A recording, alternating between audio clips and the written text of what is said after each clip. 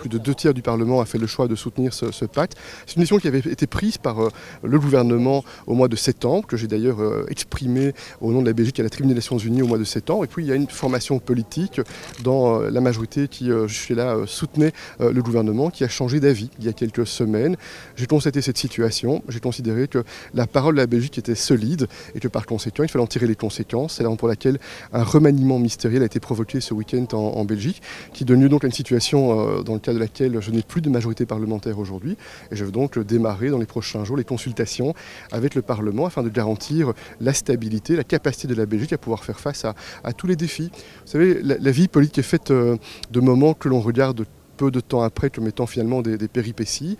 Et puis il y a des moments où il y a des choix qui mettent le pays du bon côté de l'histoire ou pas. Je pense ici, il était de mon devoir comme Premier ministre de porter les convictions et les valeurs de la Belgique qui sont des valeurs stables. Nous sommes un pays fondateur de l'Union européenne, un pays qui a participé à la création des Nations Unies, qui a soutenu la Déclaration des droits de l'homme. Nous sommes un pays qui s'est toujours inscrit dans cette conviction que la coopération européenne internationale était la manière la plus sûre d'être efficace pour gérer des défis communs, comme la question migratoire, comme les changements climatiques, comme la lutte contre le terrorisme. Donc il y a un choix de conviction personnelle, mais aussi de conviction que je porte au nom du peuple belge en étant présent ici. Et je suis fier d'avoir placé la Belgique du bon côté de l'histoire.